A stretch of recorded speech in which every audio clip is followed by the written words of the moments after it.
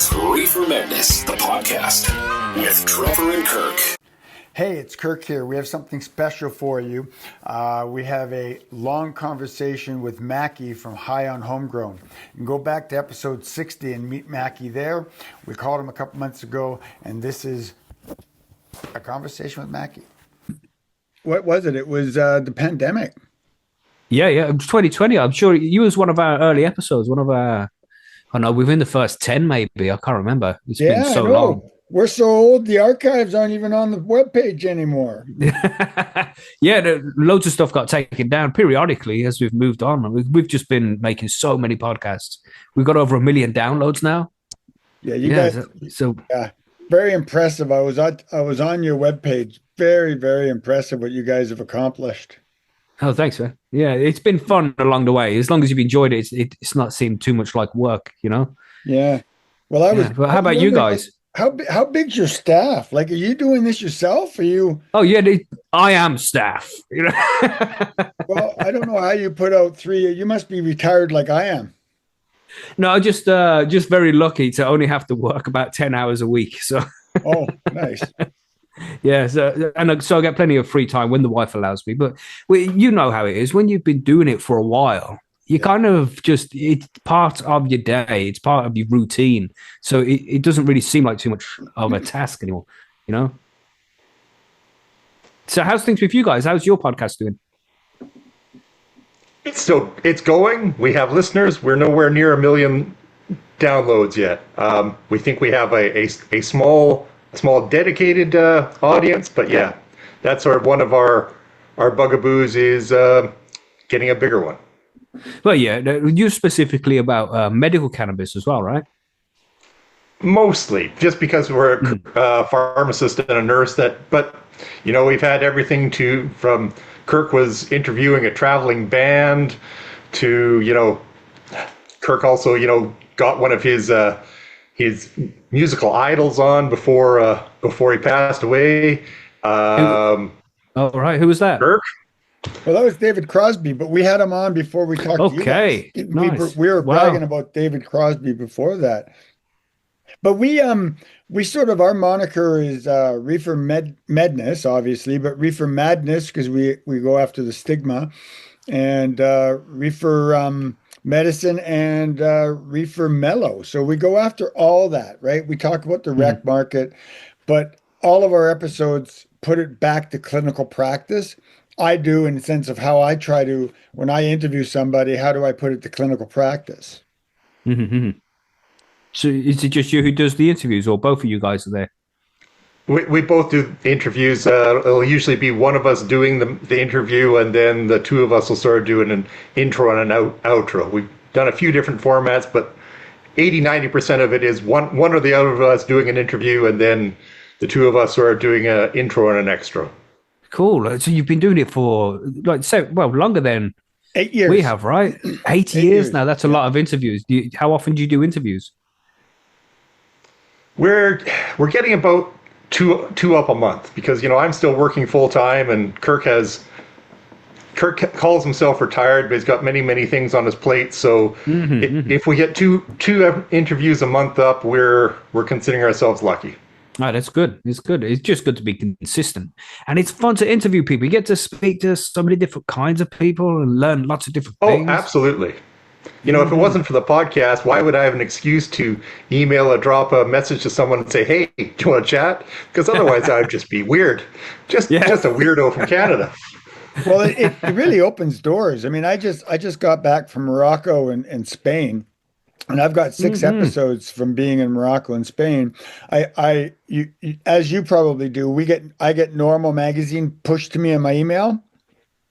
Yeah. And I look for lots of interviews through Normal. We just got a response. I don't know, Trevor, did you see the email from Dr. Robinson from Israel? No, I just saw your message saying this looks exciting. Let's get 2 episodes out of them. So I'll take your word for it. So we've got an orthopedic surgeon out of Israel that has studies out how cannabis helps with diabetes, and he's an orthopedic surgeon. So he's got a whole slew of papers on cannabis and pain. So, I want to learn about cannabis and how it works with pain. So I call a guy in Israel and say, hey, talk to us on the podcast.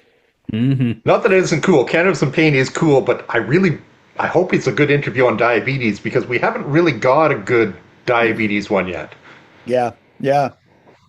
But you guys also do. You guys, by interviewing people, I like your news. You put out three a week. You have a news section, an interview section, and then a how to grow section, right?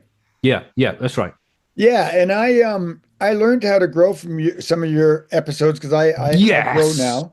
And but I also learned today. I was looking at some of your thing, and I learned today that edible cannabis is not all the 100% consumed by your GI. 50% of it goes into your feces, and dogs can eat human feces. And whoa, that was on your podcast, man. Yeah, it's on one of our episodes where the dogs were getting poisoned by cannabis. Yeah, by eating human the festival shit. goers. Yeah. I remember. Yeah, I remember that. That was a strange. That was some good shit, as they say. Yeah. Well, Well, Kirk and I both being dog owners, as gross as it sounds, dogs. They want to eat everything. So the fact that they've eaten someone's poop, unfortunately, doesn't surprise me even a little bit. But I have Labradors, so that's even worse than a dog, you know. Well, I have. They just eat everything. Yeah, oh, sweet. They're great dogs, aren't they? They're great dogs. I love them. But he can find food on a sidewalk that's been swept. My dog. But Trevor, this story they put on, I don't know if you heard it, but it 50% of the cannabis is metabolized. The other 50% comes out. The cannabinoids come out in the feces. And we know that THC harms dogs because I had a personal experience with my dog getting into one of my cookies, which is a hilarious story. But I want to get this story as a medical story. I got to find an expert on human feces. No, that doesn't surprise me because we, like you said, we know how the big difference between we inhale it and we ingest it, how it goes through the body. So we understand a bit of that. But no, But the part that's surprising and cool is we know it goes to the liver, and eventually everything gets dumped into the feces. But I'm surprised how much sort of we'll call active stuff would be left over. The fact is there, maybe not so much, but so much. Yeah, that's cool. Gross, but cool. We need to know more about that. I think I said as well on that show, like, would you try it out? Would you try it out and smoke it, sprinkle it in, bit of hash? No. No, honestly, no, not me, but no, I wouldn't. No. Well, somebody's got to be desperate for it one day, Need a joint so bad. Yeah, back in the 90s, friends of mine who were growing would give me their old fan leaves and sugar leaves. So what I would do is I'd take those sugar leaves, and I experimented once, and I infused them into mead. I keep bees. I used to keep bees, and I make mead. So I infused it in some mead, but this was the 90s now. So I just dumped a whole bunch of cannabis into the mead.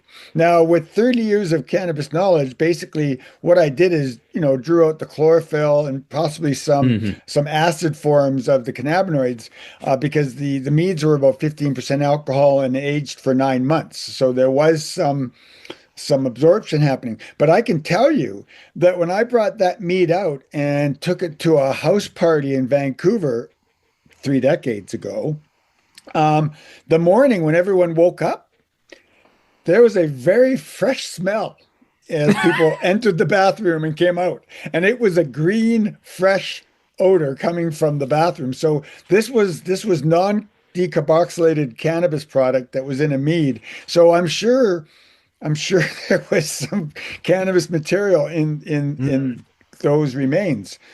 So when I was thinking about this dog, I was flashing back to that party in Vancouver many years ago. Well, I think you guys were the first place that I heard about carbon filters. So I'm not a grower, Kirk's the grower, but cannabis smells. Whether you're smoking it, whether you're growing it, it smells as funny. My wife now goes for coffee. She's the 50-something-year-old young kid in this coffee clutch, and a long roundabout way, a lady in her 80s was given a cannabis plant by a friend of a friend. Anyway, it's growing in the backyard, and that was all they were talking about, was the fact they can just go in the backyard and smell it as soon as they get nearby. But you guys were talking about the having, especially if you're growing in an apartment, because that comes up a lot around here is, yes, it's now legal to grow even in Manitoba. That just happened within the last 12 months. But across Canada, more or less, it's been legal to grow 4 plants on your own since 2018-ish. But if you're in a apartment, condo, smaller area, if you grow cannabis, there's a smell, and there's a big push about whether or not a condo board is going to let you grow because they're afraid of resale value. So the fact that you could put a carbon filter on your grow tent was a bit of a revelation for me. Yeah, it's definitely important. And even like you said, even if you're growing it legally, it's still good to have a carbon filter because you don't want other people smelling it. And it can be an offensive smell. Not offensive in like, a very bad way, but some people do find it offensive. So you have to cover that smell, man, just out of benefit for everybody else. And it's so pungent. It's so fucking pungent, man. Yeah. Well, another silly story. Kirk went away on one of his many vacations. He's semi-retired, and I was checking in on his plants. This is a few years ago when I still had kids in hockey, so I don't even think I touched the plant. I think I went to his little tent thing, looked, everything seemed to be fine. I checked his water level, whatever, closed it up, went back home, and we're supposed to be driving a bunch of kids off to a hockey tournament, including 3 kids whose parents we didn't know all that well. And we got into the car to go pick them up, and Dora said, "No, you're going home." So, "What do you mean? You stink like pot." I hadn't touched them. I just opened his little enclosure. So went home, had a shower, picked up the kids we didn't know, so it have me not smell like pot on the way to go off to the hockey tournament. Yeah, there's a smell. That smell travels. Mm-hmm. It does. Yeah, so how's growing going for you, Kirk? How new are you to it? How new am I to it? I think I've had probably about 7 crops. So 3.5, 4 years. Yeah, some experience then. Yeah, well, I'm learning, right? I like the whole carbon filter. I have my house. It's a large house, and from perspective of what I know about Britain, and detached. I have a basement, so way in the back, I have this 5x5 tent, 6x6 tent. Nice. And but I have a natural flow of air that goes right out into the backyard. When I'm home, I can put the roof fan on. I have a fan that pushes it out and into the duct, but it doesn't all get out there, right? So yeah, the house, when the flowers are in flower, when the flowers are going, the house can be pretty pungent. But how I'm doing, I've made the errors of stressing the plant. So I've had my flowers go to seed by stress, which has actually turned out to be kind of interesting because I got out the old Beatles White Album, nice. Once it was cured, and cleaned it up, and I use a lot of those seeds now. And so I'm basically growing my own AK-47 from stress seeds. And then I had a friend of mine who we interviewed on our podcast, who gave me a bunch of his genetics about 7 years ago.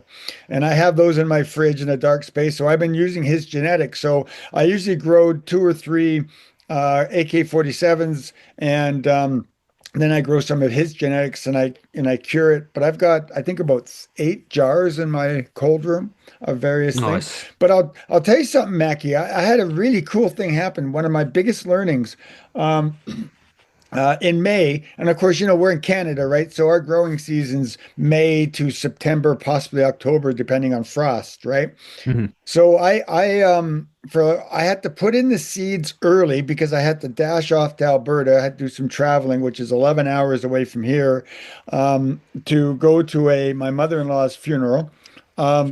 A different story. But I wanted to get some outdoor stuff going.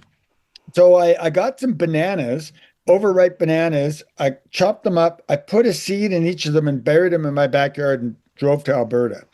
And the reason I did that because I wanted the potassium and the nitrogen that's in the overripe banana, and I wanted it to stay a little moist. And I just, what the hell, just off I go because I didn't have the time to sprout them, right? Mm-hmm. So I go to Alberta, come home, all 12 seeds are popped up. And that's cool. I let them vegetate. Around the end of August, so vegetation outdoors. Around August, they started showing some flowers. I quickly got the males out of there. So I was down to about 6 or 7, and I was leaving for Spain, and they still, all the plants hadn't fully showed themselves. So I had 3 that I knew were female. I just intuitively could see that they were female, and I pulled the rest. So out of 12 seeds, I got 3 plants and left them, just left them. Went to Morocco, went to Spain, came home after one small frost. Woke up the next morning in my house. I had all the fan leaves were frozen off. The flowers were hard, hard, hard, hard, trichome shining in the sun. A couple flowers were burnt by the frost, but I harvested from 3 plants. I was pleased. I got 5.5 ounces off 3 plants. Nice. And yeah, I And was you had happy. didn't have to do anything. You just I put them didn't in the do a ground. damn thing, Wow. man. What I learned from this experiment is leave them alone. You know? That's right. You just if you can just let nature do its thing, then it will do its thing. Yeah. So labor, what's happening in Britain with cannabis laws? What's happening with your medical cannabis program? Oh gosh, not much. I'm sure you're aware that we legalized for medicinal use in 2018, in November 2018. It's just turned 7 years last week. And nothing's really happened. There's like 6 people. We have a socialized healthcare system like you guys do, the NHS. I'm sure you're aware of all of this. Yep. But you can't get cannabis medicines on the NHS very easily. Even after 7 years, I think there's 7 people. So we've had 1 person a year get cannabis on the NHS. You have to go through these private clinics instead, which is strange because we don't buy our medicines in that way in the UK, but cannabis is the exception. So you have to get a consultation with a clinic, and that costs about £50. And then after the consultation, if your criteria fits, which in most cases it will, they don't want to turn away a customer, do they? So they'll send you cannabis in the post, and it's a decent quality. It's legal, so you don't have to go out onto the streets of the legacy market and deal with potential criminals to get your cannabis medicine if you need to. There is a legitimate place you can get it. I'm sorry, Macky. Sorry? You said only 7 people have accessed this. I missed Oh something. no, that's on the NHS. Oh, okay. So they're getting it at a different price because the NHS is paying for that. They're getting like cannabis oils and things like that. But everybody else, and it's about 25,000 people now.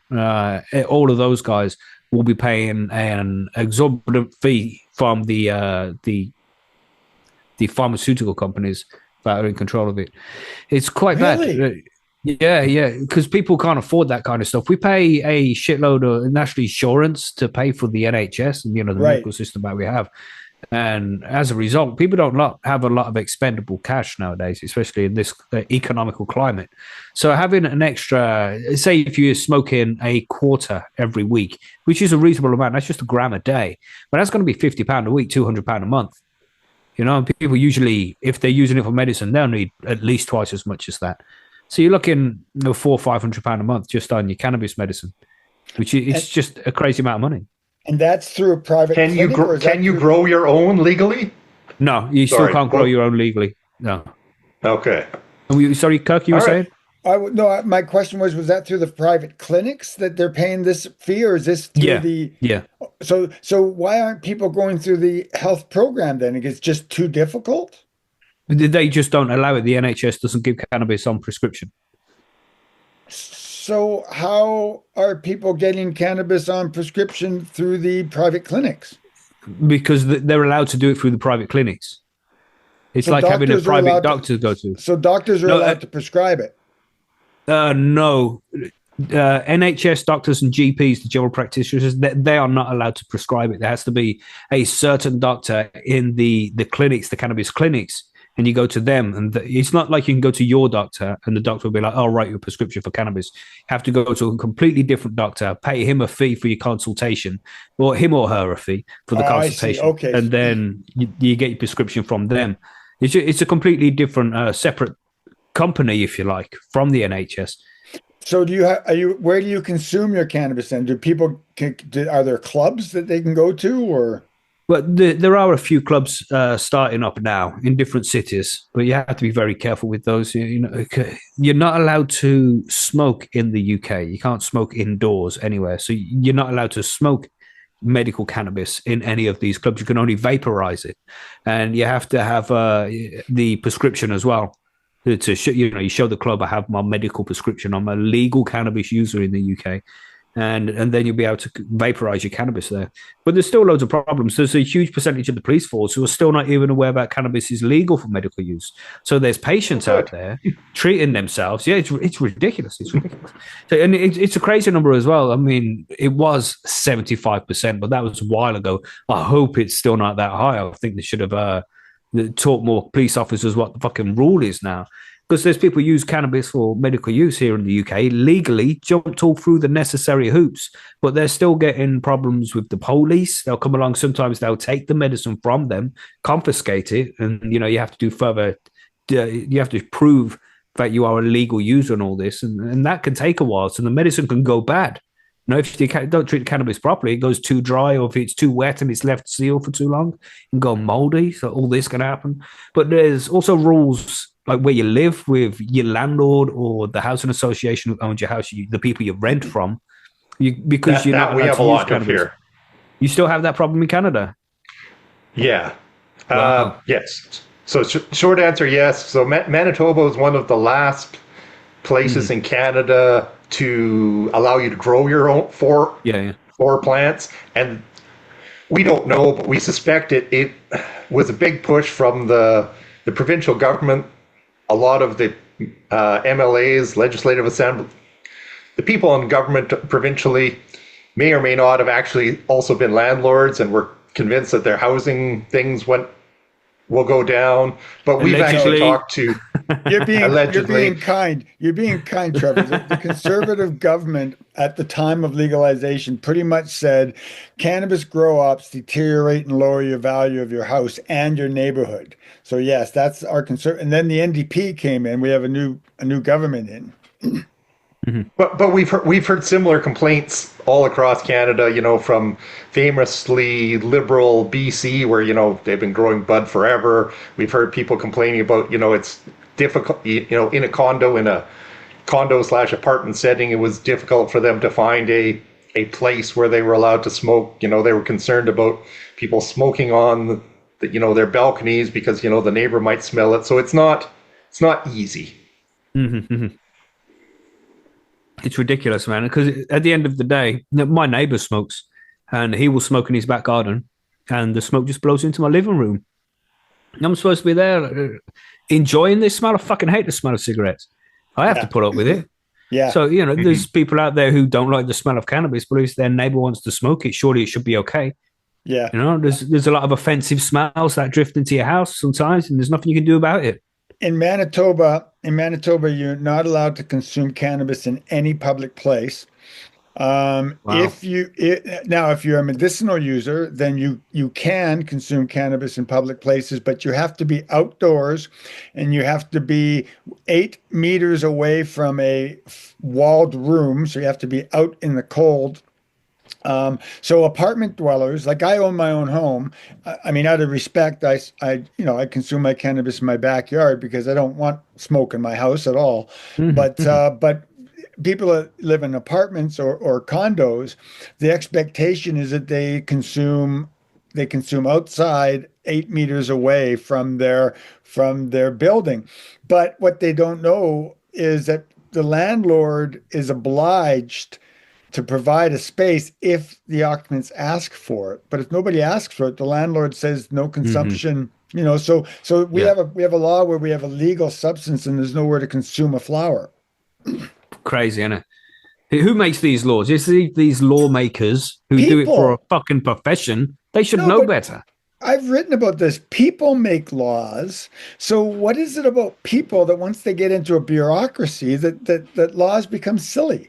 The people aren't silly because people, I mean, no offense to anybody, but most provincial employees, a high percentage of provincial and federal, a high percentage of provincial and federal employees are bright people. I mean, they allegedly. They're Yeah. highly That's all you have to educated, do. and they're Just bright. add allegedly now and then, you know. Well, Sorry. but then they get into this. No, I agree. But then they get into this bureaucracy and, power playing. And sometimes what comes out the other end is like playing telephone at a grade 11 party where people whisper in your ear. It's not what comes out the other end. Like our medical cannabis program right now is, our medical cannabis program has lineage back to about 1999, 2001, about, depending on which Supreme Court case you want to talk about. So we've had over 20 years of medical cannabis managed federally. And my hypothesis is healthcare in Canada is a provincial jurisdiction. So you've got a cannabis program that's federal. So provincial systems can ignore it. So they have ignored it. But then, our Prime Minister, Baby Trudeau, came up with his cannabis legalization in 2018. So what's happened in the last 7 years is that Health Canada, the federal department that runs our medical program, Health Canada, they are slowly ignoring the program because now people are getting their medicine, quote unquote, in sarcastic terms, from rec shops, right? So people are going to rec shops because, it's recreational legally in Canada now. So people are getting what they see as medicine from rec shops. Our bud tenders aren't allowed to talk about cannabis as medicine. And more people are interested, my age, the retired people are more and more interested in getting their cannabis as medicine. And Health Canada seems to just sort of now going, oh, well, now that cannabis can be getting from the dispensaries, the rec guys, maybe we don't need a medical program, and it's sort of like, so what happens now? So now another excuse for health professionals to ignore it. Thanks, Trevor, by the way, for that rant. I just listened to our last episode. We just finished doing a podcast where Kirk went on, but a little different government thing that gives me a little bit of hope is municipalities have more power than I think they do. If they, if a local municipality said, this bar, this hall, this space, it would be okay if you consume cannabis in it, I think things would change quickly. And we have talked about this before, but just an interesting thing that came up, our pharmacies having a Christmas party in early December, and the guy who was, getting all the permits and stuff for the hall got insurance, which is a good idea. And the insurance agent said, do you want insurance for alcohol? Alcohol, people consuming alcohol? Yeah. Do you want insurance for people consuming cannabis? And he looked at him. I don't think they can. And that's true. But even the insurance companies are, insurance companies just want to sell you insurance. But they see the next step where, if, this bar, this cannabis club, this hall was sort of designated by the municipality as somewhere where cannabis could be, you could license it for cannabis consumption, and I don't think it would take much to make that last, give us somewhere public to consume cannabis thing. That's what a lot of places need now, is somewhere where people can consume and not have to be worried about it. We're just a long way away from that in the UK, with it still being illegal, and even the legal users get trouble from the police still. So another thing as well, because I advise people to, if you're in the UK, you've got to grow your own cannabis. You're not allowed to, but it doesn't make you a criminal. So just grow your own cannabis. It's better, it's safer. And then you get the prescription from the pharmaceutical companies, as you have to do. And when it comes, you got it in a little pot, and the pot will have a date on it, like this should be used before this time. And then you can just put your own bud in there. And then if you don't have to keep buying a ridiculous amount of expensive cannabis, then you can just use the tub and keep topping up. Police officer ain't going to check it and be like, hold on, this says bubblegum on it and it smells like blue cheese. Yeah. He ain't got to know difference, Yeah. Maybe a big difference between the blue cheese and the bubblegum. Maybe that wasn't a good example. Yeah, but no, I like that a lot. Kirk, Yes. I'm good. How about some of our favorite guests that we've done? I'm going to throw out one that he was cool for many reasons. We had Dr. Joe Goldstrich a year or two ago, and he was cool that he was a U.S. doc. He He did a lot of things. I think he started out as a surgeon and just kept changing. He's now in his 80s, I think. But he eventually, it seems like most of the docs we interviewed kind of sort of stumbled upon cannabis. And now he is, a hardcore advocate of why doesn't everybody on cancer use this? Because he wrote a whole book on it. That's why we interviewed him. And don't get me wrong, the book was interesting. The talk was interesting. It's episode 116 if you want to look at it. But he didn't love talking about this part. But the thing that made him the most interesting, he was literally in the room during the Kennedy assassination. He was like a young intern at that point, basically running x-rays back and forth and stuff. But during the Kennedy assassination in Dallas, he was in that hospital helping out with Kennedy, which just kind of blew my mind. Yeah, that's crazy. Yeah. I wonder if you saw anything. He really, really, really didn't want to talk about that part, and we said, "Okay, we'll be nice. We'll just talk about his cannabis stuff was interesting, but I really, really, really would have liked to ask a few more Kennedy-related questions." Now, about that magic bullet, right? Yeah. Well, I suppose he's been asked questions so many times about it, he's bored of talking about it. Anytime to bring it up to somebody, I was in Dallas when Kennedy was shot. Like, oh wow, did you see anything? No. But he was also in the movie, wasn't he? They did the documentary. He can be seen in the background. Oh right, yeah, the JFK one. But he would not talk to us about it. Well, maybe he's in on it. Maybe he's the one who stashed the bullet. Yeah, he might be the magic bullet guy. Allegedly. That's right. We just like to say crazy things sometimes, but if you say allegedly at the end of it, it makes it okay. Makes it legal. It's in the terms and conditions. I'm sure it is. So I had a unique North American experience when I told Trevor this actually, and on the way back from Morocco, actually the way back from Spain, I was filling out my declaration. Custom declaration. And, you look on the webpage and you're not allowed to bring cannabis, right? You can't travel across borders with cannabis. Now, you guys in Europe with your borders the way they are, traveling between countries with cannabis, I don't think you guys get pulled over or stopped anymore, right? Oh, yeah. Because there's only a couple of countries in Europe that have actually legalized cannabis, Germany being one of those, Spain. So I don't think you can go from Spain into France with cannabis. But nobody's going to stop illegal. You. Like, you have open borders. No, you. Well, yeah, I suppose you do, but I think you still get. It's like stop checks, random checks. There could be border force at any one of these borders at any time. Well, in North America, in Canada, we're basically told you must not cross borders with cannabis, right? You just must not. It's been that way since I started consuming cannabis when I was 15. You just don't do it. Well, I'm in Spain interviewing Peter, and he gives me several vials of his medicine, and I'm looking at it, and it's full plant spectrum extract from it's acid form. There's cannabinoids, but it's not by any means activated cannabinoids. So I had this whole backstory I was going to tell customs because I was going to take it across borders, but I was very, very nervous about doing this. And I was almost, I'm doing carry-on, so maybe I should just leave it. But so I downloaded the app, and it allows you 72 hours before you fly into Canada. You fill out the app and you make your declaration. Have you been on a farm?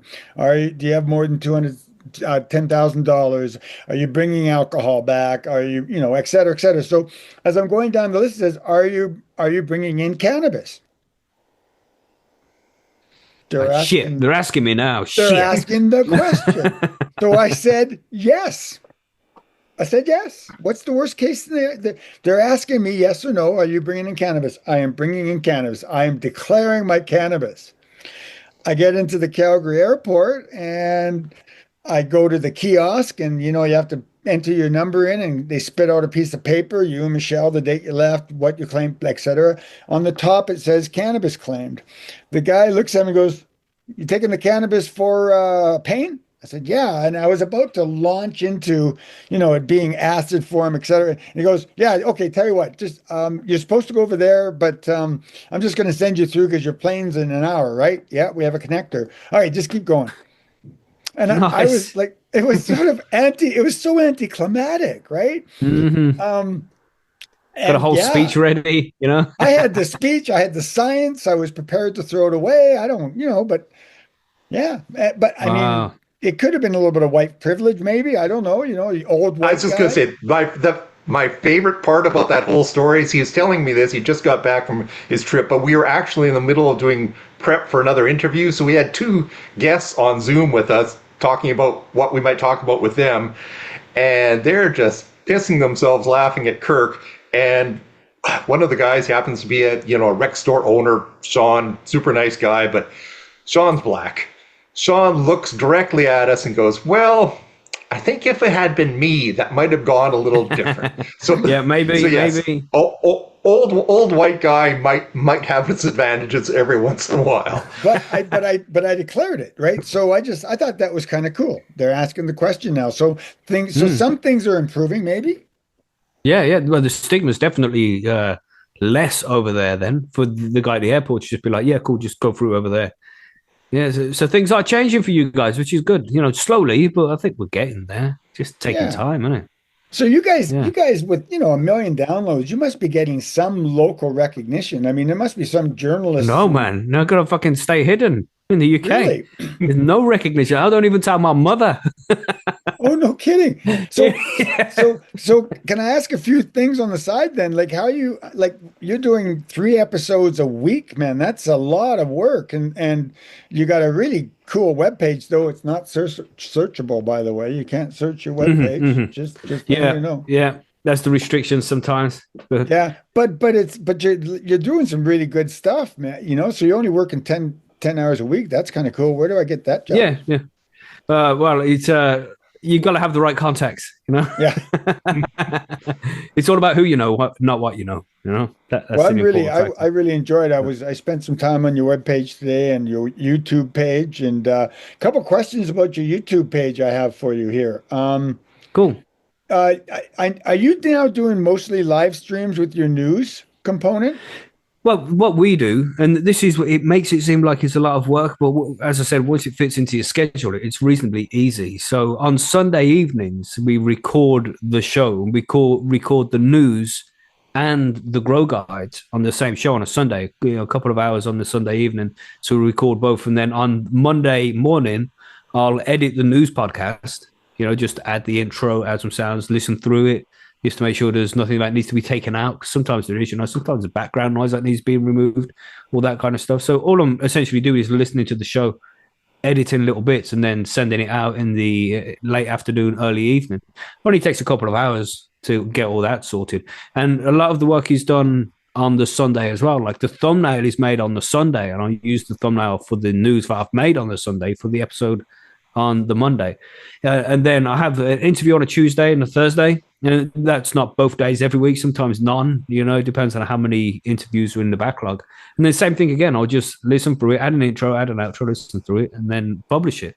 It doesn't really take much time anymore because I'm used to it. It used to take so much time. Yeah. It used to take like 3 hours for an hour's podcast at any Well, I time I noticed was that your making one. YouTube is posted before your web pages are posted. So are those live streams as you guys are recording? Are you live streaming it? Yeah, yeah. That's risky. You can't edit live streaming. No. But it's authentic. Yeah, no, I compliment you. And when we Yeah. talked to you last, you had Chase, the Temple Grower, and you had Monkey. Are you still got those No, guys? no, the panel's changed a few times over the years. Yeah, right now we have Margaret, who's Canadian. I don't know if you had Margaret on your show. No, She no, has a let her know about podcast us. called No. she has a podcast called Bite Me Show about edibles. So yeah, it'd be good to get her on the show. She's a great lady. Absolutely. Margaret is. Yeah, I'll let her know. I'll send her a message and tell her to get in touch. But yeah, Margaret, and then there's Billy Bonds as well, another guy from the UK who is a cancer sufferer. He uses cannabis to help treat him with his cancer. So he's a very interesting guy to say the least. Yeah, we won't talk about Billy anymore. we like to troll a lot. So yeah, we have good times. And then there's John Colson as well, who's from the USA. He's in a legal state as well. So he's that's who we have on the show now. And I just do interviews on my own now because it's just difficult for people to find time and stuff. And I like the when I started to, because we used to always have somebody in with me, but sometimes it felt like I would wait for responses from people and from other panel members and things like that. And it just works so much smoother when it's just me on my own, and I can just chat shit for an hour without there even being a guest. I've done it many times. So it's I don't know, it works, man. It works, and I enjoy it. I enjoy all these different conversations I have with people. Yeah, same here. It seems like it's a lot of work, but sorry. How do you find your guests? Well, sometimes they reach out to me, which makes things incredibly easy. But the thing is, now it must be, I'm going to estimate at 180-ish interviews that we've done with lots of different guests. So finding new guests now is very difficult to find. Yeah. We've had everybody on the show. Most people you can think of in the world of cannabis has already been on the show, and many of them numerous times. So it's difficult to find new faces, So that's been the biggest. You've had some. Let me know. Let me know. And if you go to our webpage, you can search the guests because we have them all listed as well. We've got 157 episodes up, and all the guests are individually listed. So nice. But I was just looking at some of your lists. I mean, I've been trying to get Tommy Chong invited himself on us early, and and we didn't take him early because it just didn't match what we were working on at the time. Right. I'd like to get him back, but his people aren't getting back to me. Yeah, he's not doing podcasts anymore. Oh, he started to make his own podcast a year or two ago. Okay. And as a result, he stopped going on everybody else's podcast, which is a shame because we had some good times with Tommy. He was a great guest. Mm-hmm. You've had Ethan Russo? Have you had Ethan Russo from? Yeah, we've had Ethan Russo on. Yeah, that was a while ago. We've had fucking so many people on. We're so lucky. Have you had Dr. Bonnie Goldstein on your show? No, I've talked to her. I saw her at a couple conferences and have an informal chat, but no, we haven't had her on the podcast yet. She would be great, but she's also a little hard to pin down. She's a bit, not surprisingly, saving all the world's children. She's a little bit busy. Yeah, incredible guest. I can try and sort that one out for you as well. This is one of the things, doing it for so long and being in contact with so many people. I have a ridiculous amount of contacts. I can just reach out to all these, but I'm so lucky.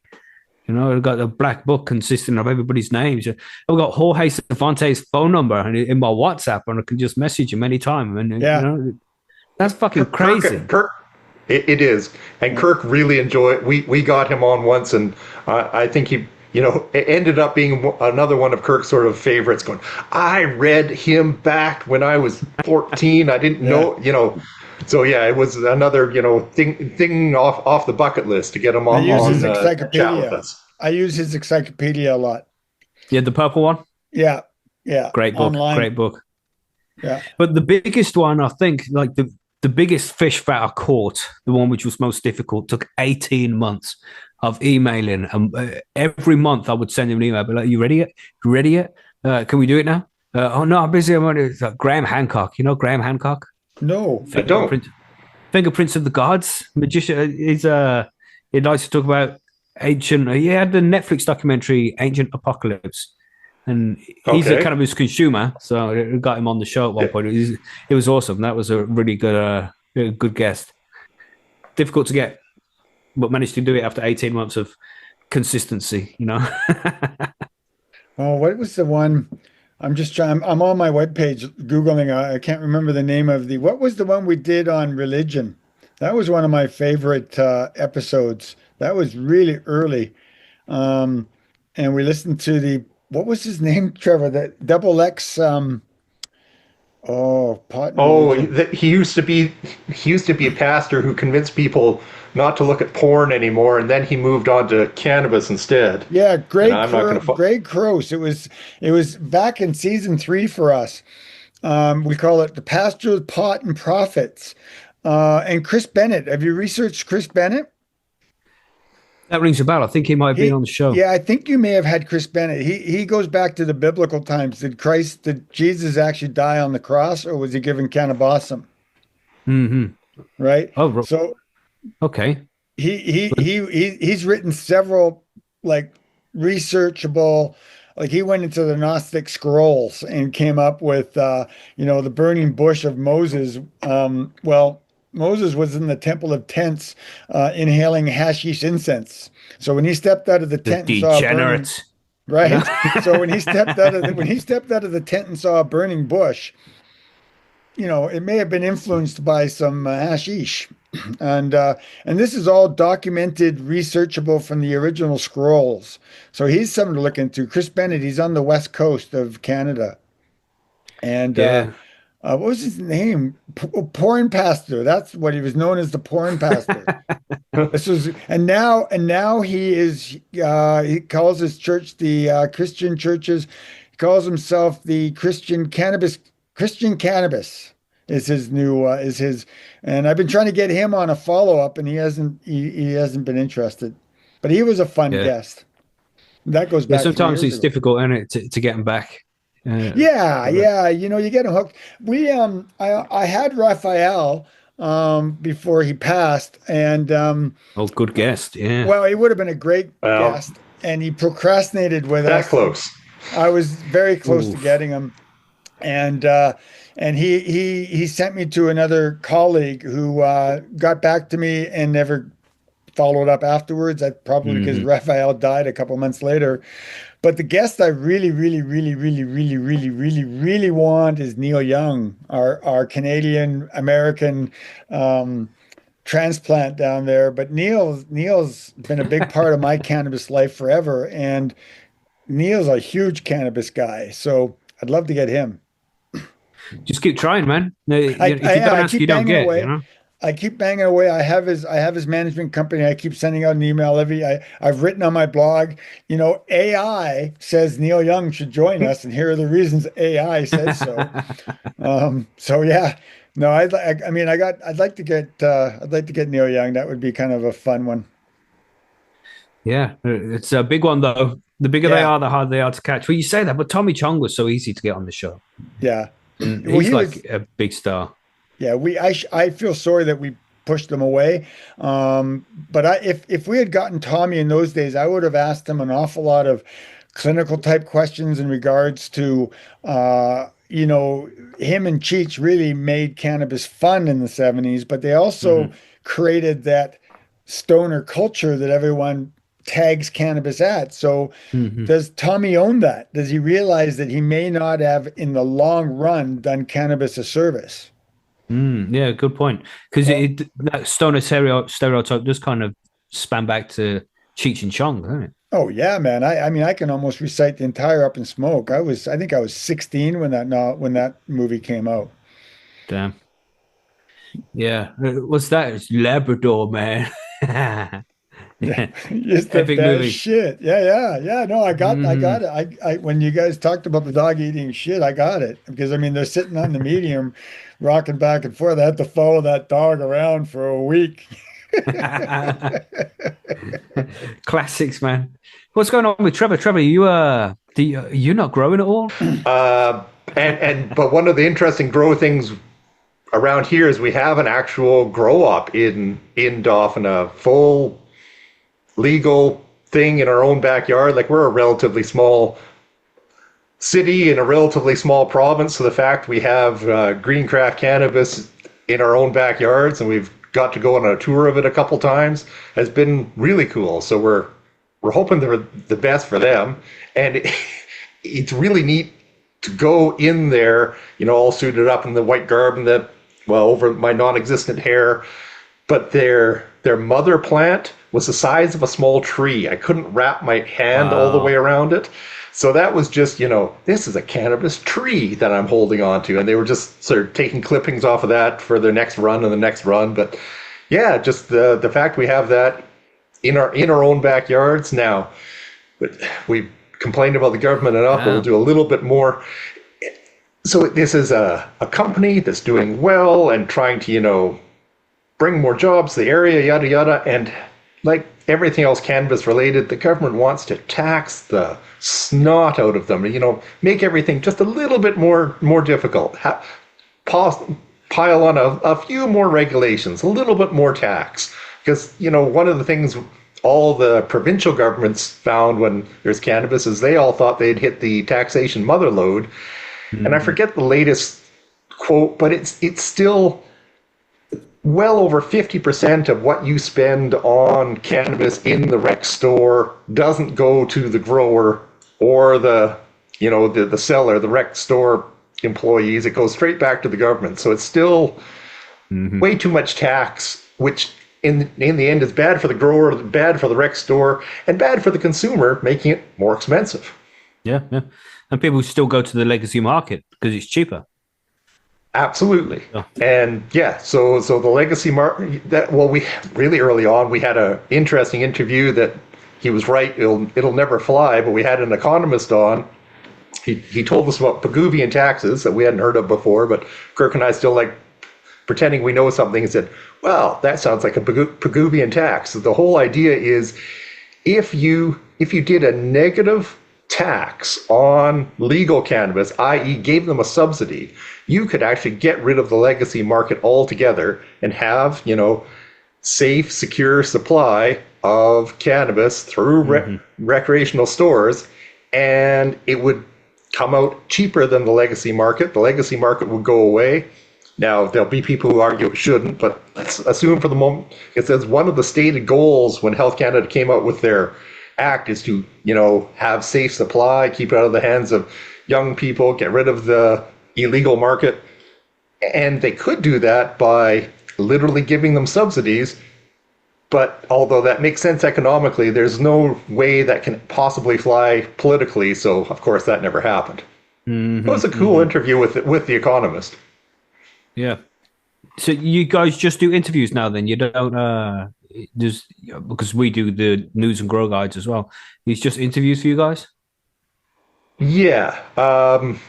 So short answer, yes. We're just doing interviews. We have Kirk does more he does some more blogging and sort of commenting on things in the news.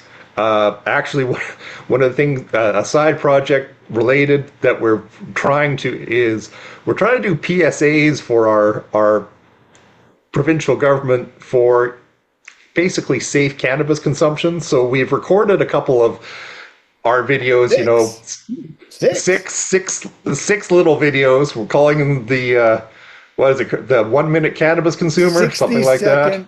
60 second cannabis consumer. And we're trying to convince the provincial government to buy them and air them, and we'll see how that goes. In Manitoba, we have a TV station, CTV, and they do a 60-second driver thing, public service announcement, 60-second drivers. So, what is a U-turn? What is turning left on a red, et cetera, et cetera.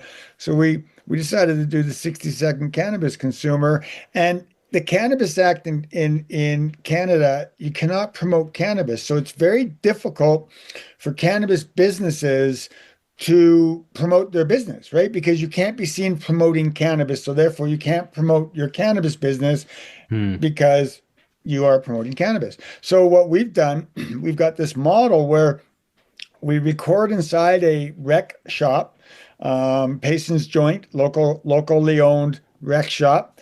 We're recording inside his shop. His logo's there. We're providing an educational piece on terpenes and how to read a cannabis label. And you're looking at Greencraft's cannabis label, and Greencraft is our neighbor down the street that's growing it locally. And so we have 6 episodes where we showcase Dauphin businesses as we provide education as nurse and as pharmacist, right?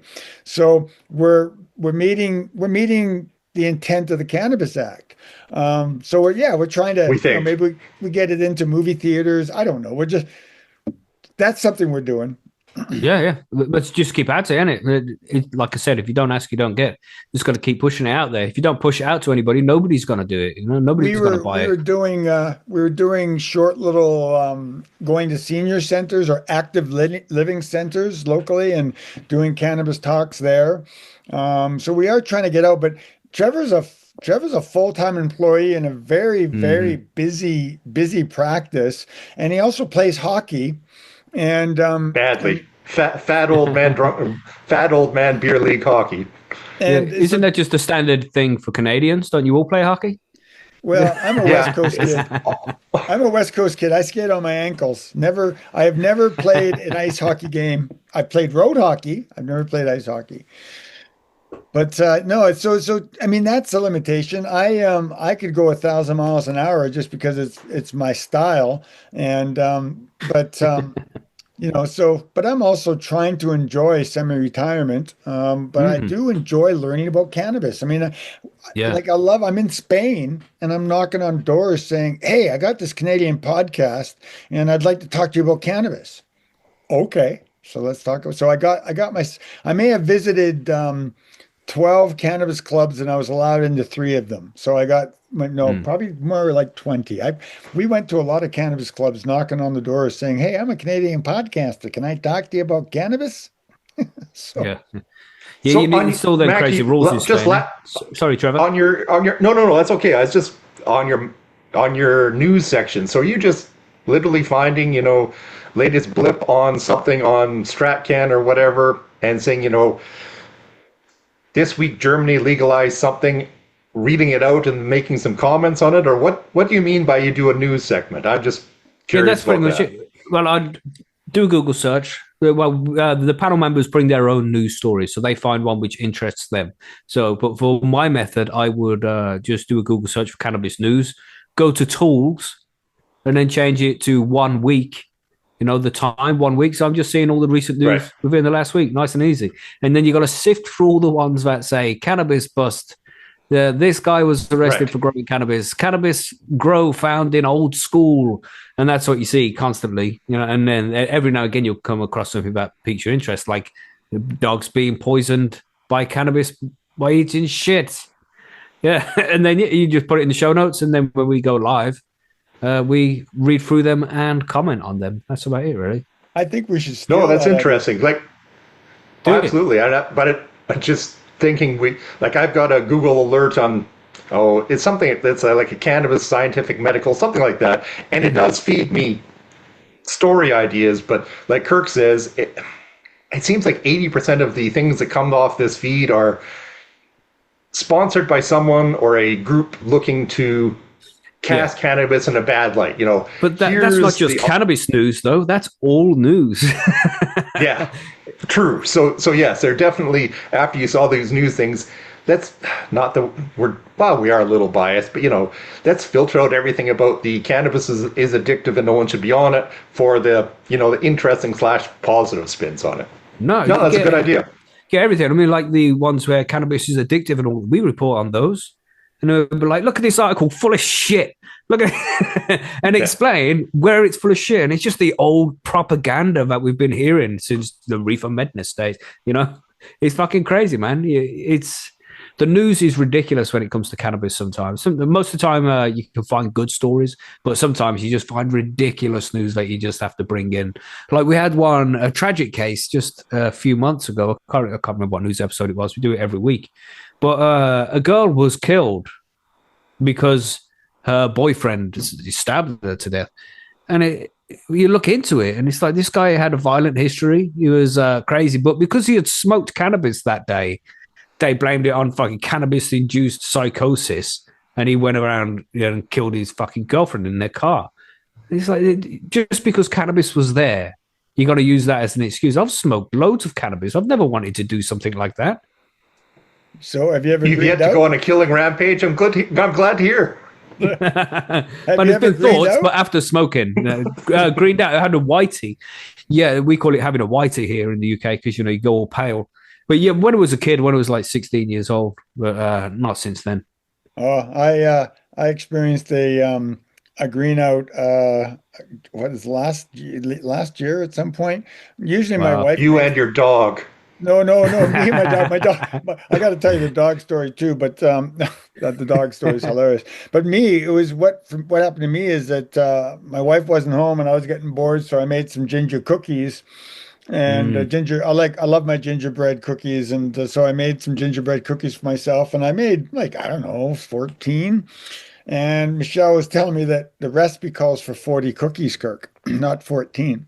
So I made these 14 cookies and ate one and was going to take my dog for a walk. I'm in the backyard trying to put the leash on the dog, realizing that my eyes and hands aren't working together, and Oh no. proceeded to find a pillow and had the worst 6 hours of my entire life Damn. laughing because I knew what I had done and I knew that I wasn't going to die. But honest to God, man, I had never been so miserable ever, ever, ever. It was like someone had spinned me around at 100 miles an Hmm. hour Hmm. and I proceeded to write a blog piece, and I called it "When You Find Yourself on the Green Out Express." And don't freak out. Green out, don't freak out. But the whole point is people are going into emergency departments because they're cannabis poisoning. And Yeah. I believe it's the wrong terminology, and Trevor and I disagree with Hmm. this. It's not a cannabis overdose. It's not a cannabis poisoning. Someone just took too much cannabis because an overdose. But that's an overdose, right? No, Well, I it's suppose you would know not. better. You're the medical That's guys. you're on Macky. You're on my side. That's exactly Okay. No. the definition. In my Picking teams world, now. Let's go. no, in my world, when someone overdoses, I'm looking for the antidote. Right? If I get an overdose into the emergency department, I'm thinking antidote. I'm thinking a life support and antidote. That's what an overdose is to me. Right. I'm trying to change the terminology. I don't want health because people don't overdose on cannabis. They But take they too do if much. they have too much. That's Yeah. what's the actual definition for overdose? Well, from the pharmacist's point of view, literally more than was intended. Yeah. If you overdose on a blood thinner, you bleed out your eyeballs. Like, it doesn't. But you're gonna die.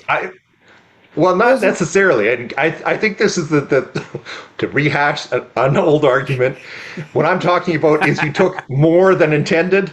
I think when Kirk hears overdose, being a former emergency room nurse, and he thinks overdose means you're going to die, and he resents the fact that no one's going to die if they take too much cannabis. Like when Kirk said, when we go do little spiels, and one of the first things we do in our public talks is, so the most likely way for you to die using too much cannabis is if a bale of cannabis fell on you. And that's, we start from there. So, but yes, Kirk resents the whole overdose implying that you're going to die. I want to change the terminology, especially in the cannabis industry. It's not an overdose, and the medical field has no business talking about cannabis overdoses because it scares the public needlessly. It's needless. So, But there is an antidote as well, right? If you're having a bit too much, you need a nice sugary drink to boost up blood sugar, and then or a hot the high will shower, come down. Yeah, shower or capsaicin tablet, certainly, or take a CBD pill because you're not overdosing on cannabis. You're not overdosing on cannabis. You've taken an excessive amount of THC, is what's happened, right? So what would Or you call even- it instead of an overdose? You've taken an excessive amount of THC.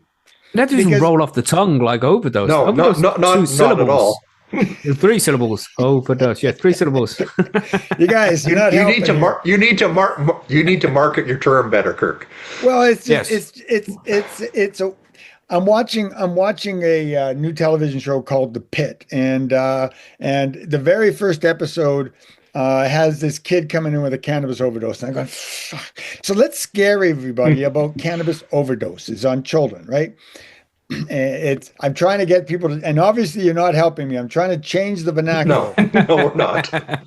Because Well, we are helping you. We are the devil's advocate, so you but can you can't steel overdose man on your CBD. arguments. That's what it You is. can't overdose on CBD, right? So No, but there's no detrimental effect, right? Because I would consider, in my definition of overdose, it would be to take too much of something to the extent where there's a detrimental effect, whether that's unconsciousness or, just being slightly inebriated or something, an undesired effect because you overdosed on it. Like with psilocybin mushrooms, you can take too much of that. That would be you can't die an from it. overdose. No, but you'd be tripping balls for days if you have a few too many mushrooms. Yeah, Maybe not you're days, Not but- dying. You're not dying from it, and you don't require medical intervention. If But someone's, that would be a toxic dose rather than overdosing, right? it's not even toxic because it doesn't harm If the you body. die from it, if you die from it, From magic then that's mushrooms, no. toxic. My understanding. No, of no, magic but mus- anything. anything. Well, if you step out in front of a truck, you can die. If you decide to fly off a building, you can die. But There's cannabis, overdosed on truck contact. Yeah. you can't. But you can't die on. You cannot take too much cannabis and die because there's nowhere for your I mean, while stoned, you can be stupid, but Yeah, there's yeah. nothing in the body like opiates. It actually stops you breathing. Opiates will just stop you from breathing. And because you stop breathing, your heart will eventually stop too, because your heart kind of needs to kind of work together. So you die. So you can Right. overdose on opiates. But cannabis, you've just had a very bad day. You're going to have a very, very bad day. So, and I hate to beat at this dead horse, but it's also You're is that saving the me time, criteria? Macky. I appreciate it. Is this the criteria then for you to consider it to be an overdose? Then somebody has to die on it. Yes, for me in my world, if Right. you have overdosed on something, I'm looking at air ABCs and antidote when they use that kind of terminology. So and then I say, what have you overdosed on? Well, ibuprofen. Well, okay, you can't really die from ibuprofen. You can hurt your kidneys, but And then your anyways, liver's going to pack up and we have beat that one to death. But anyways, if you want Yeah. to read my blog, it actually explains it much better. No, you've explained it fine. This is the good thing, right? When you do these live streams on YouTube, we get like between 60 and 80 viewers live on the show, and we can put a poll up. And right now, if we was live on the main show, we had these. I'd be like, right, is Kirk wrong about overdose? Yes or no? And I'd love to see the results. I'd love to see the results. Yes, we would too. It won't be the first or last time I've been alone at the microphone.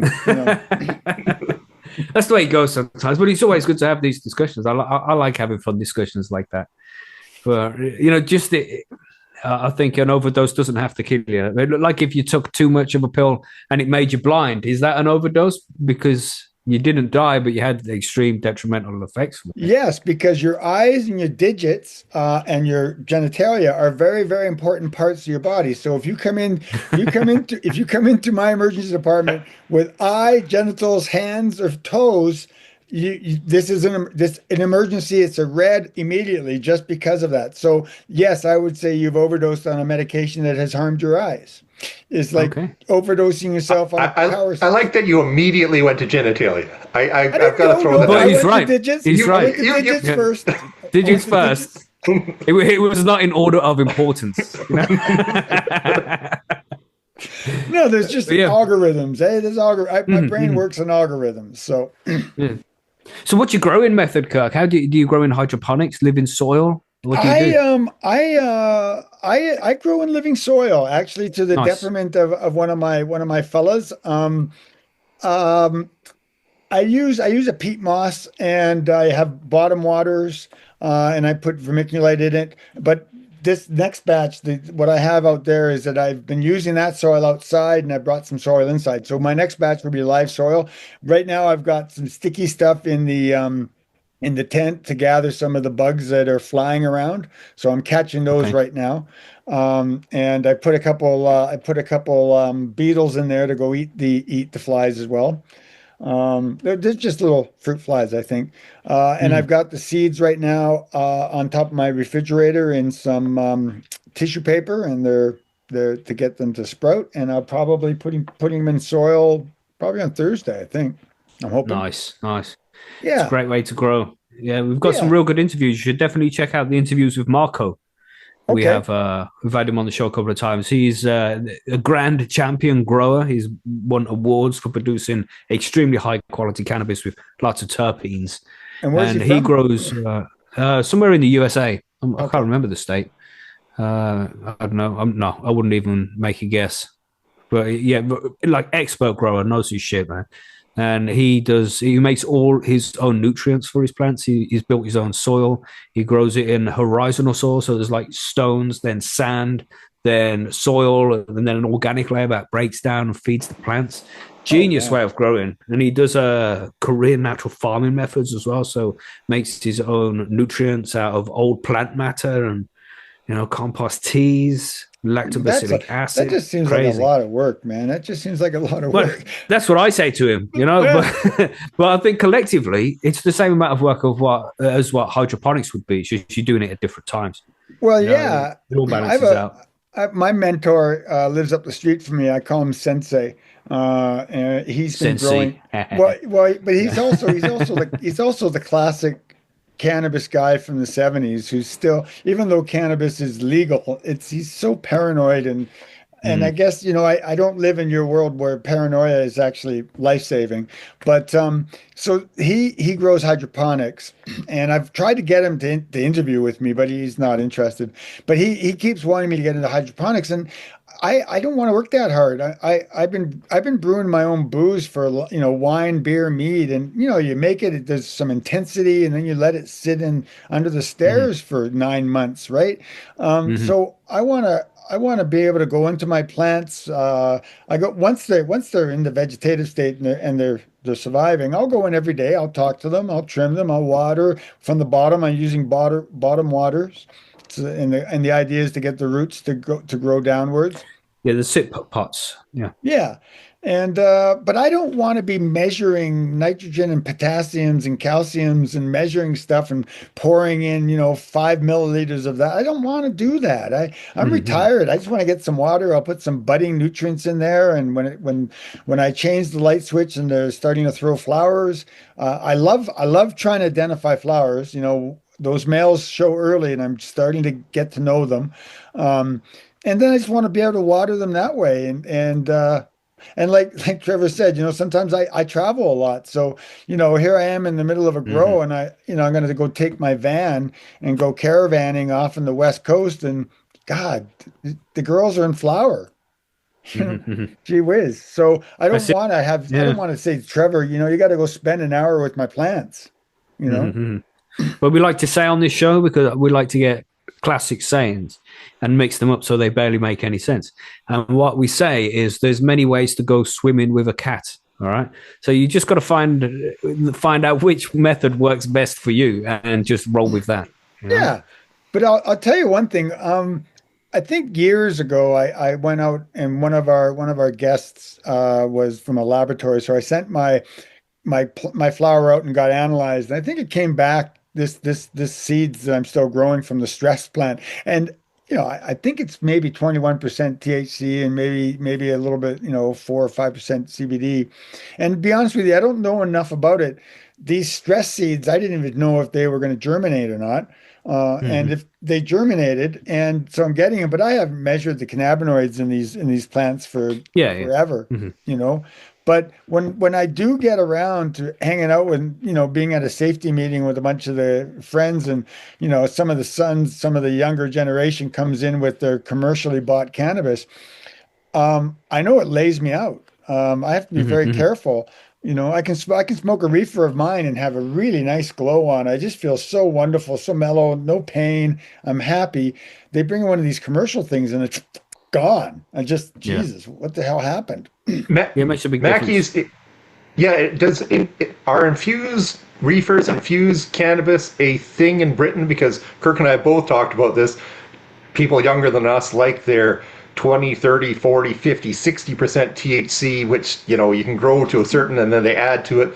Like, I was on a fishing trip and, someone gave me one of these and, I could barely hold on to my fishing rod for the rest of the day. It wasn't fun. Didn't enjoy that at all. And like Kirk was saying, his 20% THC that he grows is fun. The things that the kids these days are smoking not fun, not enjoyable. Yeah. Like, is that Yeah. a thing in Britain or?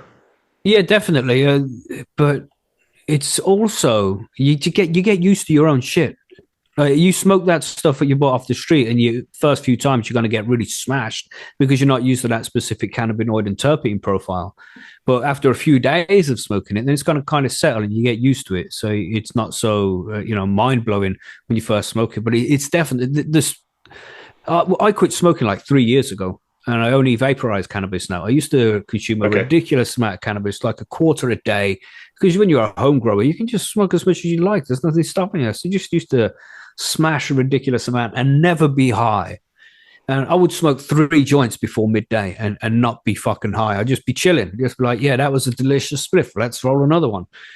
But now, if I even just take 3 draws of a spliff or a joint, and I'd be fucked, man. Like way too strong for me. Way too strong. So you get used to that shit. Are you vaporizing flower or? Yeah. In a Mighty, Mighty from Stores and Bickle. Yeah, I have one of those. Delicious, incredible cannabis, and that's how I prefer to consume now. But you just get used to it. You get used to your own stuff, and you don't get high so much. And then your tolerance is different. These weeds out there now with 25% minimum, you're looking 25, 28 average, and then I reckon they can get right up to 32 maybe. But then it starts to get a little less believable. Like, are you trying to tell me a third of this thing here is just THC? It's a bud. All that flour, and it doesn't make any sense. It's not though, Macky. It's not. See, you don't have the recreational market. Once a year, I go out and I do road trips and road stories, and I purposely go to rec shops and interview people at rec shops because I want to know what's happening in the rec marketplace. And what I was out on the West Coast, and I don't know if you caught what Trevor said, but infused pre-rolls. In Canada, of course, you buy your bud, but you can also buy pre-rolls. So what happens is that a lot of the flake gets rolled up and sold. But what the cannabis companies are doing now is that they'll be putting a little hash in there. They'll roll it in crystals. So you get in keef, in keef and all sorts of stuff. So you get this. I think one of them was 80% THC. Wow, something ridiculous. Yeah. Like now, Mac, you might be right. The label said 80% isn't really, but the point is, Kirk. Yeah. Well, the point is like, holy Christ, it's a lot of THC. Yeah, and that's crazy, isn't it? Mm-hmm. But going back to the whole overindulgence opposed to overdose, because I'm not going to let that one go. But what we've also learned. We're going back there again. But what we've also learned is that most people that have psychological problems or insecurities with cannabis or anxieties with cannabis, it's coming from the THC. So if we're encouraging these people in rec shops to start consuming these high THCs, of course anxiety is going to go up. Of course, it's like a full spectrum homegrown flower grown in soil. I mean, I go into my jars and cured cannabis opposed to dried cannabis. I mean the cannabis we buy recreationally probably cured, but when you get it out of the container, it's dry, it breaks. You don't even need to put it through what do you call those things now? A grinder, right? Mill. Yeah. So my homegrown stuff, it's cured, and when you open that jar and it's like, oh my God, look at that. It's a garden, and I have to grind it, and it's so moist, it's fluffy, right? But it's cured. It's just, and it tastes good. It's just, I like my stuff. Homegrown's the best. Homegrown, it's crazy. Homegrown is the best. Even now, with all these professionals growing large amounts of cannabis, homegrown is still the best. The best cannabis you're going to consume is the stuff you make yourself at home. Completely agree with you, man. Absolutely. And yeah, I'm proud of it. And like I said, now I've got this abundance of stuff that I grew outside that's just blowing my mind. It's just you got to make some hash then. If you've got abundance, got to make some hash, bro. I'll move into that. But right now I'm learning how to make salves. And what I did, I took an ounce of homegrown flower, and I took 2 different varietals, mixed them together. I got some extra virgin olive oil because from my research, it's the best oil to actually draw out the can't say the word. Yeah, terpenes. That's the word I'm looking to take some out. And then I mixed a little coconut oil, a little bit, but I had argan oil from Morocco, arnica oil from Morocco, and menthol from Morocco, and beeswax, local beeswax, and put it all together. And I'm now using it on my arm, and I smell like a cannabis garden. Sweet. And that's the thing, and obviously I don't know about you guys because you're in that profession, but the majority of us ordinary folk, not saying you're ordinary, you know what I mean? We're very skeptical of big pharma. And when you see people treating themselves with their own homegrown medicines, that's going to be a problem for big pharma. They lose out a lot of money when you're not getting your medicine from them. And it's one of the reasons why cannabis has been prohibited for so long. one Well, of the many, you know. but it's also, there's not a lot of medications that you're completely in control of as the patient. Mm. Right. And that's the thing about cannabis is that doctors aren't in control of it. Prescribers, all prescribers can say is, I'm going to prescribe you cannabis. I'm going to say you can take 10 grams a day that allows you to grow X amount of plants, and you decide how much you use. That's contrary to, I mean, I mean, I think Trevor's used to it now, but in the old days, you were quite uncomfortable with that. What do you mean people decide how to take their own meds? Mm-hmm. Well, I was, but to push back on that, though, the problem with that is a lot of the people we talk to anyway, and I don't think we're alone, is older people. So take your cutoff, 75 plus, 70 plus, want to try cannabis for their miscellaneous aches, pains, and ailments, and they don't want to, I'm obviously generalizing, there's going to be some who want to, experiment on their own, but in general, they want to have, the doctor say, take this capsule or take this oil for your sore knee, and they don't want to figure it out on their own. And it's strangely, like Kirk said, a lot of the doctors, we think, are kind of abdicating the responsibility and just saying, well, just go down to the rec store and pick something out, which is so wrong in so many ways. Like the bud tender is legally not allowed to give them medical advice. The bud tender, of course, doesn't know about the 150 other problems that they have or the medications they're on. So I think there really is a spot for medical professionals / standardized cannabis / not having people figuring it out on their own, because there's a good chunk of the population, the older chunk in particular, who really would like something closer to, we'll say, their traditional trip to the pharmacy, where I have a prescription from the doctor, I hand it to the pharmacist, they give me exactly what the doctor wanted, and I check back into the doctor in a month or two to see if it worked. That's what a good chunk of the population is looking for. And weirdly, in a legalized country like Canada, that doesn't happen very often. Mm. Yeah, it's another thing with, like you say, with the patients finding the right dosage. It's hard to be consistent with cannabis. Mm-hmm. You can't always take 10 milligrams if you're smoking it, at least. If it was in a oil or some kind of extract, then it'd make it easier. You have to get it right, don't you? Mm-hmm. You do. And yeah, when we get a conference I went to a couple times, they held in Florida. I think this year they moved to Puerto Rico. That's not the important bit. So CanMed, interesting, lots of cool people there, but sort of along these lines, there was a definite split in the people who were there. The very pro pharmaceutical end, people from the pharmaceutical industry who really want to break cannabis down into its individual constituents and make $1 billion drug on it, and the whole plant people. And they didn't agree on very much, which is fair. But in my opinion, I think it's going to have to be something between the two of them. Like the pharmaceutical people, one of the reasons they want to break it down to its individual constituents is that's how things get licensed. That's just how it works, is you can't license a drug that has 150 different constituents like a cannabis plant does. Mm-hmm. But on the other hand, for the whole plant people, like you said, it's really hard to be consistent batch after batch of whole plant. And so, if you don't know the exact dose of what you're getting, it's hard to say, if I felt better or worse this month, was it my disease changed or the medication? So I don't know quite where that's going to end up, but I think there's got to be some sort of happy medium between the 100% pharmaceutical people and the 100% whole plant people, but I don't quite know where that's going to end up going. Yeah, I think so too. A balance between the two. But well, that's it. It's going to be hard to get there. Even as a guy that, I'm aging, and I am truly using cannabis medicinally for my joint pain. Even I am reluctant to believe it, because when I broke 6 ribs a few years ago. Pretty much every rib that's attached, I broke them, and spent 6 weeks miserable sitting in an upright chair, sleeping in an upright chair. But I used cannabis for pain relief, and it didn't always work. It helped me sleep.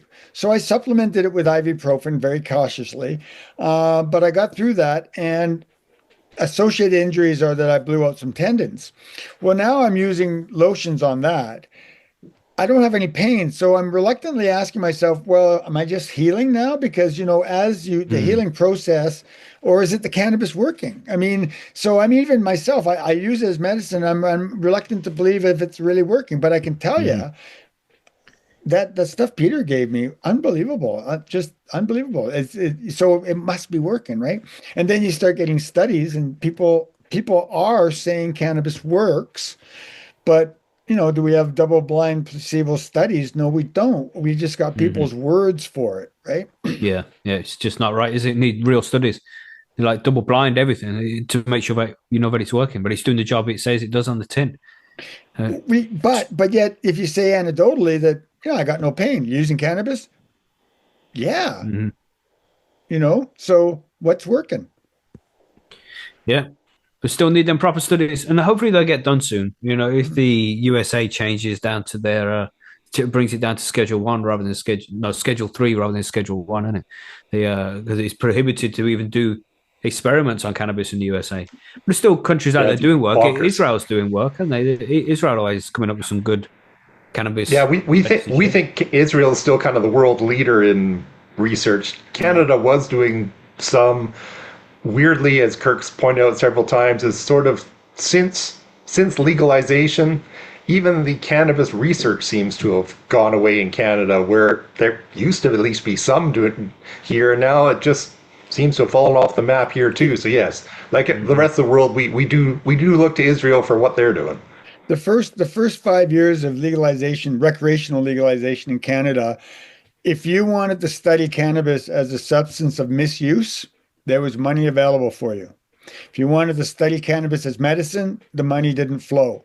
My understanding now, slowly, the money is going towards cannabis medicine. But I think most Canadian cannabis experts believe we dropped the ball.